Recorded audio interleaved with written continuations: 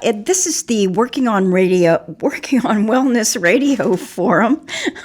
My guest in the studio today is Edward Koszykowski. He's the president of SQM Society of the St. Vincent de Paul. Edward has served as CEO of Catholic Charities nonprofit organization in St. Louis, as coordinator of parish ministries at St. Nicholas Catholic Church in O'Fallon, Illinois, and has now served as president of the Society of St. Vincent de Paul here in SQM these past 4 years. Welcome, Ed. Olive Martini, it's a pleasure to be here today. I'm going to have you get just a little bit closer to the mic. Very good. Okay. So tell us about St. Vincent de Paul. Tell us about that organization. Well, it's an interesting story because it really has its beginnings with a challenge that was made to a group of college students. I have to take you back to the early 1800s in Paris, France. And at the prestigious Sorbonne University, a group of students would get together every week to debate various topics in that. Well, during a debate one week, the topic turned to poverty. And there was much happening in France at that time. They'd gotten over several wars. They had dealt with famine. There was a lot of people migrating to the cities and living in tenements. And so there were many people who were living in that state. Well, the students turned around to a group of the Catholic students there and asked this question. They says, "We know what the Bible says, and we know what your faith tells you, but how are you helping the widows and orphans in today's world to alleviate their pain and suffering?" And they took this question personally and were unable to respond to that challenge. And so 6 of those students, led by 20-year-old Frederick Ozanam, would form the first St. Vincent de Paul Conference in 1833 and would ask the local newspaper owner, Emmanuel Bailly, his name, to serve as their first conference president. They took the society's namesake, St. Vincent de Paul, from a Catholic priest who had lived in the late 1500s into the early 1600s, and had dedicated his life to the poor, and would also found several religious orders. One of them that you would know today perhaps is the Daughters of Charity.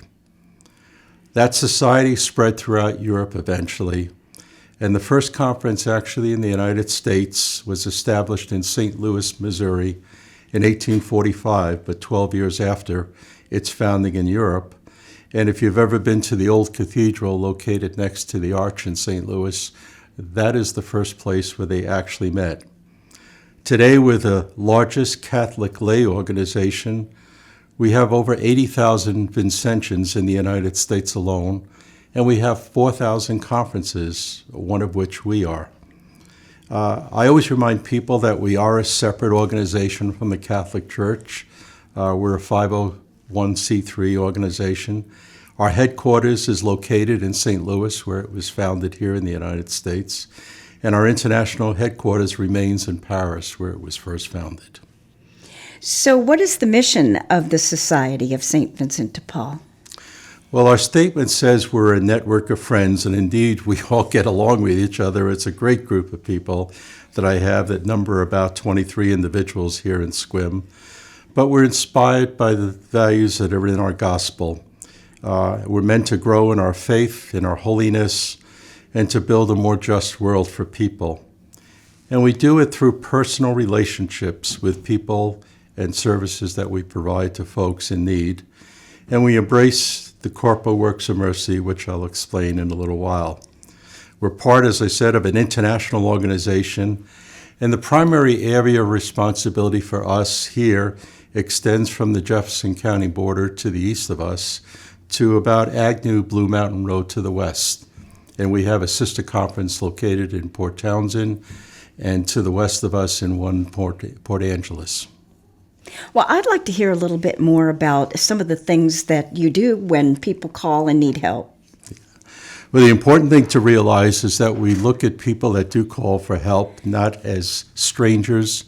We don't see them as clients, but we see them as neighbors because indeed that's what they are. So the corporal works of mercy that I talked about earlier, that we've embraced for over 38 years, include things such as feeding the hungry and giving drink to the thirsty.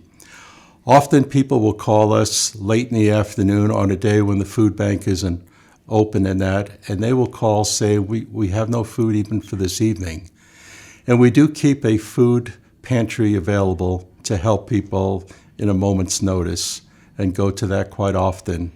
And we've also been fortunate to receive a lot of food cards from the food bank here. Andrew Smith, who runs that, is incredibly generous. And so people that have special needs in that, we're able to help them with that. Another one of our works of mercy is clothing the naked. And often people have a need for specialized clothing for the work they do in that, or they need warm clothing as the weather changes. And so we often take them shopping in the local stores here and there to meet those needs. Probably one of the greatest areas is giving shelter to families, as the ability to have a place to live is very challenging. And so a lot of our funds go towards helping with rent deposits, and emergency motel stays. And sheltering people has become the primary mission of all the St. Vincent de Paul societies here in the United States. Visiting the sick is another one of those corporal works. And so we have a team of people who go to our local care facilities. And often what they'll do is they will go in to meet people who have no family out here. And they will just sit with them, they'll write letters, they'll read with them, just converse with them and give their time and presence to them. And that means so much in building relationship. We also visit the imprisoned, young teens who are at the detention center. Each year we make a trip there towards the Christmas time to have lunch with them and just sit down and hear about the challenges of life and give them hope that there is a world after the experience they're going through at this moment. And finally, one of the most difficult ones is burying the dead. That is the last of our corporal works. And sadly, there have been families who have called for help, even with cremation costs. And we've worked with the local funeral homes here who have tried to bring down the cost. The family is able to put some money together, but sometimes they're short of those funds. And so we have stepped in on several occasions to help them with that. What makes your organization unique in helping families in the community? I think the biggest thing about it is that we make what are called home visits with people. People call us with all sorts of needs, and many times there's a need for us to just give our time and presence to them to understand their situation. Is it a temporary situation? Is it seasonal, where it'll happen every year, or is it a long-term problem in that? We sit with them, we convey a message by our response that they matter, and people do matter in that, and giving time and presence is one of the most challenging things in today's busy world. Our Vincentians seek to better understand their situation, listening to what is happening in their life, identifying what barriers they're dealing with to achieving success again, asking them about their most important need and trying to prioritize that need, and then providing them also with information on services that are available. And indeed, there are a lot of services that are available in this community, and informing them gives them a lot of hope that their situation is but temporary. And then an important thing is we know we can't do it all ourselves. So we work in collaboration with many nonprofits that are here in the community that in order to assist them. And finally, and probably the most important thing is at the end of our home visit, we thank our neighbors for having the courage to call, inviting us into their homes, and often sharing with us very personal things that they're unable to share with family because of the shame of having a need. And our ability to respond quickly, often in hours, to their need, averts such dire situations such as evictions, such as the shut off of utilities, and often going hungry. And that. So it's a wonderful an opportunity that our dedicated people give to it. And these are all volunteer people that are Vincentians in that. So they give freely of their time, and they also are committed in their faith to helping others. How many volunteers do you have?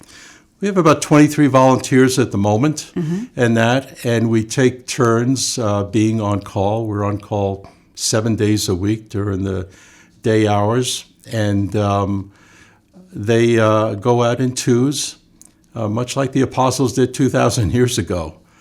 And we try to make an effort to make sure a man and a woman are on duty together.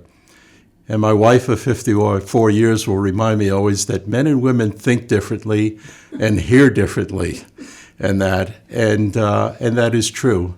And in many cases, when people call for help, it's typically a woman. And to have another woman there to be able to speak with them is reassuring so often. And so I take a step back sometimes as the 300-pound gorilla in the room to allow them to sit and discuss things. So your volunteers, are all the volunteers trained in making home visits, or are there other opportunities for volunteerism?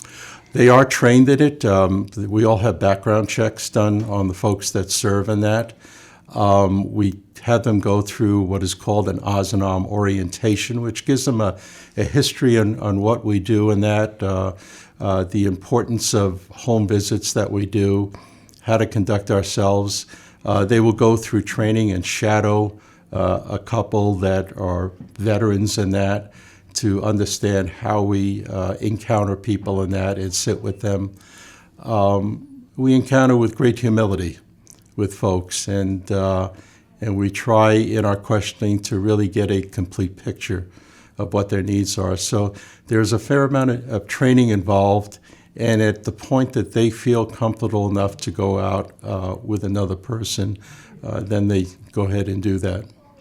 About how long do the home visits last? Just about as long as the need is? Well, the home visit typically will ask people to maybe put aside about an hour.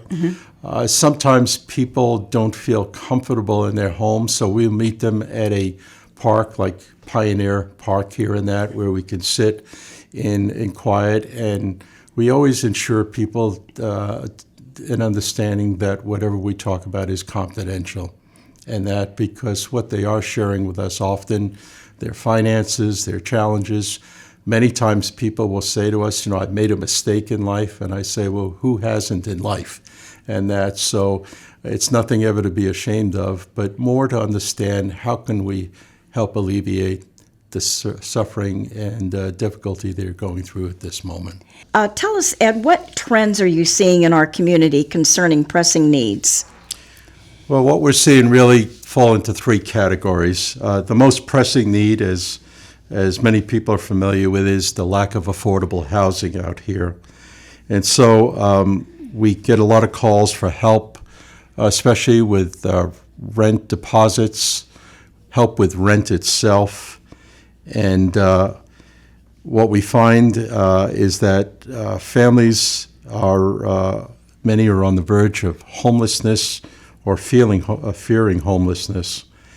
And so there are families living in mobile home parks out here who have seen their lot rent itself go up by about $200 in many cases.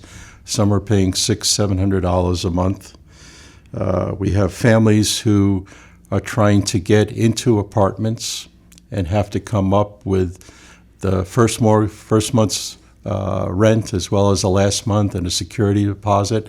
Often it runs close to $3,000-4,000, which can be a very challenge to so many families. We also see families struggling with utility costs, and most of us know that those have gone up for a lot of folks. Many live in apartments or in mobile homes that don't have the best insulation and that, so they have bills sometimes that run $250-300 a month. The other thing we see is a great need for transportation, because personal transportation for so many people is important.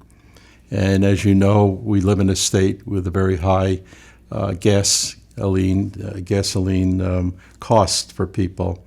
But they also have great need for car repairs at times, help with car tabs to avoid getting fines and that.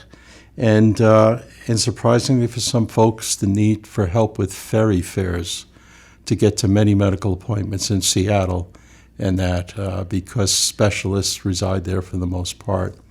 So those are the pretty much the areas that we cover. And again, I think number one is the issue of being able to afford staying in homes or being able to get into homes. So who are the neighbors that you're assisting here in the Sequim area? So the people that we see in many cases are seniors who are living on fixed incomes. Often it's just Social Security and food stamps. Widows and widowers who have lost the additional income when one of their spouses pass away. That income is cut in half. Working couples with minimum wages and no benefits.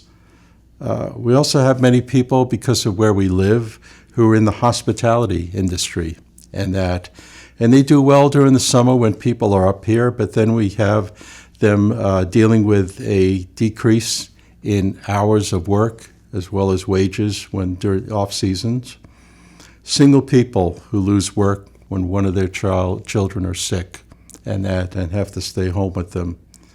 All too often we have a lot of neighbors who are dealing with addictions and mental illness, and that's a great challenge.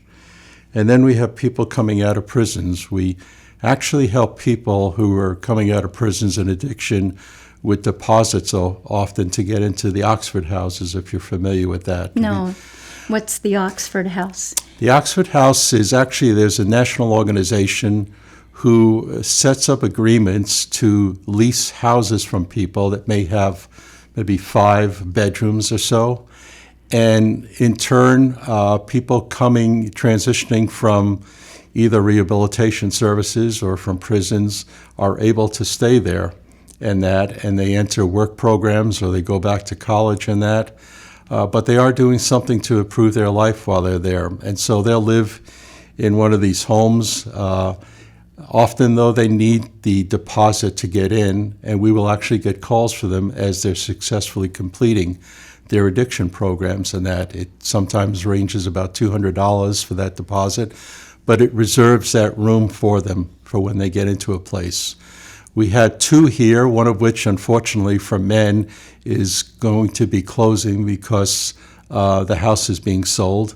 But we do have one here in Sequim for women and women with children, and I believe there are about 12 Oxford houses in Port Angeles. So what's the most pressing request that you get for assistance? Without a doubt, it's the housing. Mm-hmm. It's critical for people. People have seen an increase in rents, especially when the freeze was taken off it after COVID-19. And as I said, we live in a community with a lot of seniors, and when one of those family members passes away, a spouse, that income is cut in half. And, apartment prices have gone up for various reasons in that, but your Social Security and your food stamps are not able to keep up with that. So many times people have to call us for help. Many times it's an unplanned expense they have because they have figured out every dollar is accounted for something, and when they have an unplanned expense, that's when they are most prone to becoming homeless. Well, what are the sources of funds for your organization? Well, fortunately, most of our funds come from the parishioners of St. Joseph Catholic Church. They've been an incredibly generous group of people over the many years since we were founded in 1987. But increasingly, we've been able to receive grants from a lot of organizations. And really, the largest among them has been the United Way of Clallam County. They've been incredible supporters of us for many years. We are now a core partner with them because our mission and our focus on needs are also in line with theirs, is to provide stability and predictability in people's lives, which all contribute to the wellness of people in that. The Albert Haller Foundation, many are familiar with, again, a great source for helping us as we help people in Clallam County. First Federal Community Foundation has been a newcomer to helping us, as is the Benjamin Phillips Memorial Fund.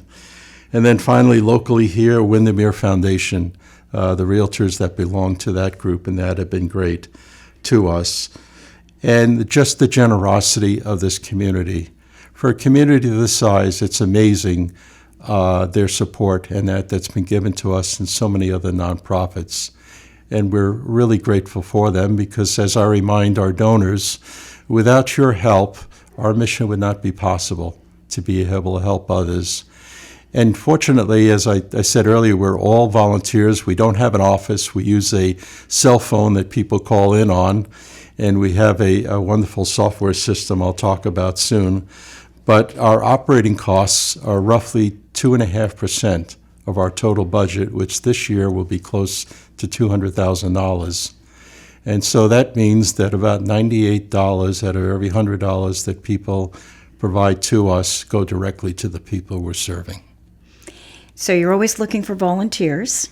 We most definitely are in that. And people are welcome. I must say that it is a commitment of time in that. And it's a challenging mission. It's not easy encountering people who are having a difficult time in that. But we do have wonderful volunteers in that. And we do other things as well that might inspire people to help.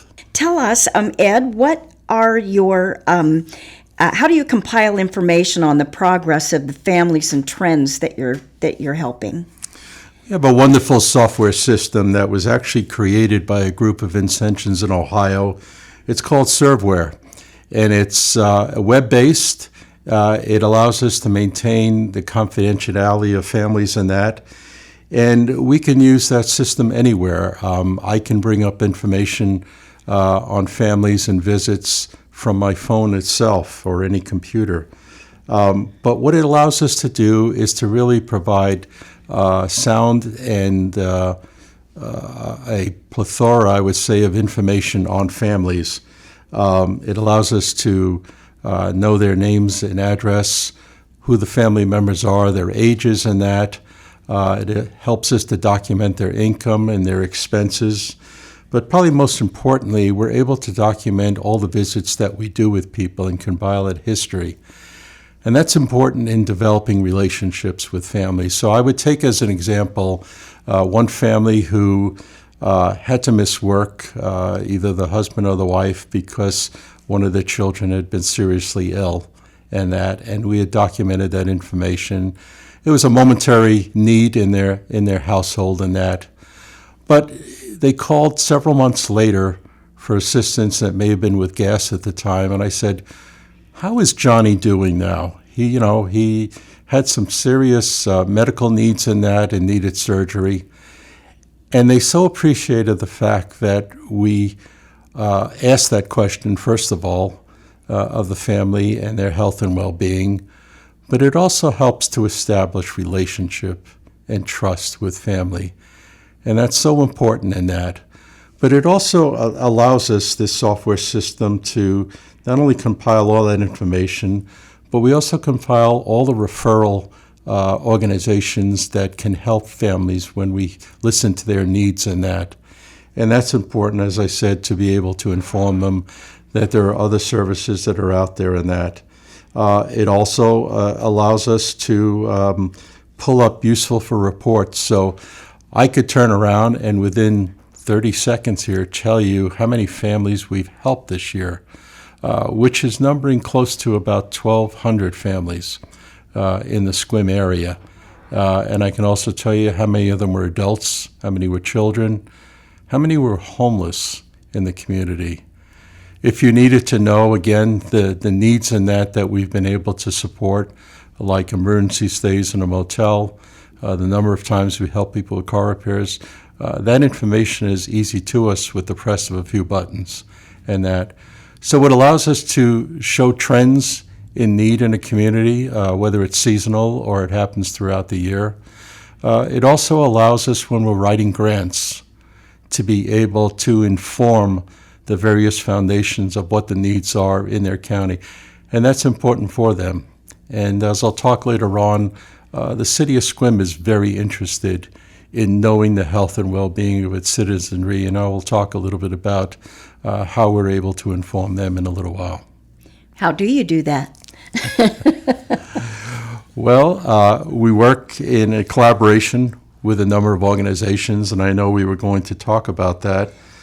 We recognize that we can't do this on our own, and it's important to understand how all of us in this community collectively can help people with various needs that they have. So one of the organizations that have formed here is something called SQM Cares. Yep. And so for a number of years now, we have facilitated that group at St. Luke's Episcopal Church. We meet once a month for about an hour, and it brings together over 20 organizations at least, many of them churches and that, but many of them non-for-profits in the area here. And it helps us to better understand what each of them are providing as far as service. Sometimes it's duplicative, sometimes it's a unique service that they do. It also allows us to have a forum for discussing what the unmet needs may be in the community and who can best help with that. Often we will bring in speakers here, so we've had the new police chief as well as the fire chief come in to talk to us about what they're doing and how they can work with us. And likewise, we're able to inform them of the many services we provide. We're also in a collaborative with the city of Sequim here, and that it's a group of us that are called Sequim Health and Housing Collaborative. And under the guidance of the United Way of Clallam County, it brings together about 6 organizations here that are focused on promoting and improving access to health care for the citizens of the city of Sequim, as well as improving pathways to better housing for them in that. And it's been a wonderful group to be able to work with. And we also welcome in various partners at times to better understand what they're able to provide and perhaps explore other opportunities for collaboration with them. And finally, the last group that we've been working with, it's a fairly newcomer. It was formerly known as the Coats for Kids nonprofit. They're now known as the Clallam County Clothing Collaborative. But that brings together about 20 organizations, including ours, whose focus is on ensuring that families have continuous access to clothing throughout the year. That, believe it or not, is a great need for especially our children, and that in schools. So we work closely with a lot of the schools here to make sure that there's clothing needs there, especially for young kids and that. But when teachers notice sometimes kids coming to school with the same clothing each day for a week, or it's getting pretty cold and they're still wearing shorts and short sleeves, they're able to respond to that need and to be able to do it in a very kind and gentle way with children. Well, why don't you take this opportunity right now to tell our listeners how they can get in touch with your organization? Well, people wishing to make donations can make them. Many folks do it through end-of-year contributions when they have to make those, but they can make checks payable to the Society of St. Vincent de Paul. Our P.O. Box number is 2114, Sequim, Washington, 98382. And we've had, like I said, an incredible outpouring from the community here because it is very generous. We've had people remember us in their wills and receive bequests from folks in that because they felt it was something important and gave them great meaning and purpose and knew that they had been blessed in life perhaps themselves, and it's an opportunity to share that blessing with the community in need. Do you see the same people all the time? And when you do, how do you address that? Mm-hmm. Well, again, this is where being able to have a history on people is important for us. And there are some people who, as I talked about, are in the hospitality business where they do very well during the summer, but when the tourist season ends, they have a reduction in hours as well as wages. And so sometimes we do see people that come back. There are people, as I talked about, who are in a temporary situation. The challenging ones are the people that are in a long-term problem as far as help with rent or utilities. We do not receive any money from the federal government or from the state government. It all comes from the community and the generosity of our businesses and in our church. And what we try to explain to people who do call for help is that we are an emergency service and not a long-term solution. There are organizations here who help with utilities if it's a long-term need. There's a program that's run by the federal government called LIHEAP, which stands for Low Income Home Energy Assistance Program. And it's managed by OLICAP here. And typically we will refer people there who have a long-term need. We can help people maybe for a month or maybe even for 2 months sometimes. But if it's a long-term need and it's a trend that we're seeing, we refer them to folks like that. It's the same thing with rents. The Housing Resource Center here is a wonderful resource that often gets funding from the federal government that can help with long-term rent solutions and that for people. And so we work a lot with them. They come to our SQM Cares meetings and that, so they kind of understand what we're able to do and what our limitations are as well. One of the greatest challenges, though, for us, Olive, is understanding when the help you give people is helping them emerge from their situation. And if we see a trend, again, if we've referred them to places like WorkSource to get jobs, which is a wonderful place to go to look at job possibilities here in the area, and we see a lack of effort, perhaps on their part, to emerge from their situation, that sends a red flag up for us. And so a great challenge for our people when they do meet with folks is understanding when the help we give folks is helping them, or is it enabling them, or is the help we're providing them actually disabling them? And that becomes apparent over time when we look over the history of assistance with a family sometimes.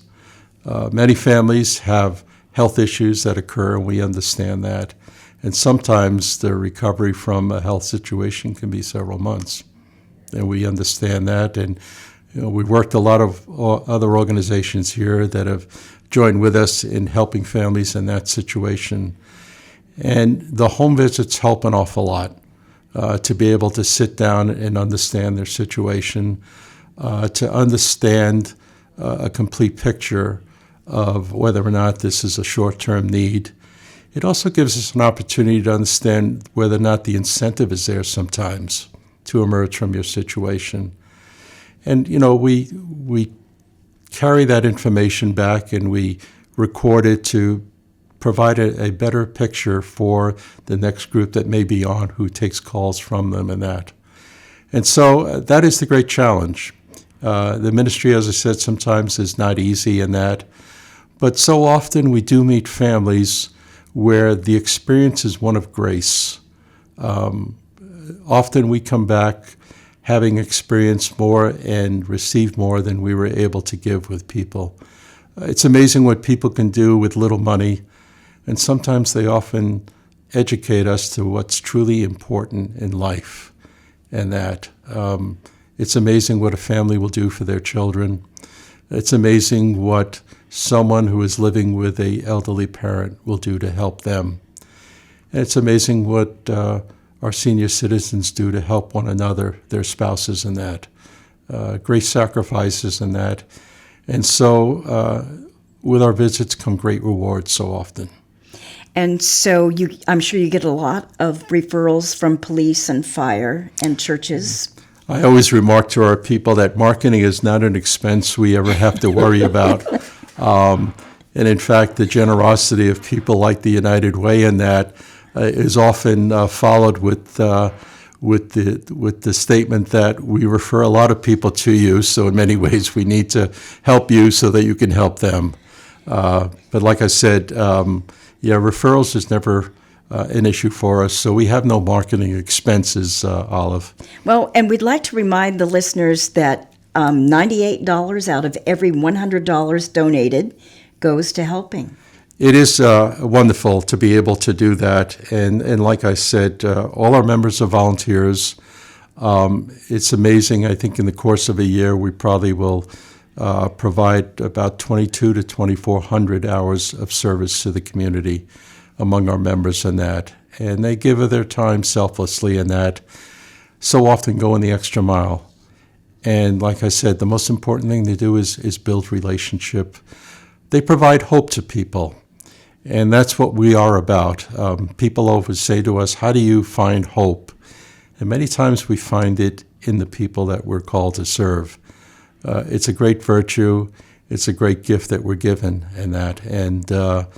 And so often I find great hope in the people we meet, but I also find great hope in the number of leaders of organizations here in the community. They're a great lot to work with in that.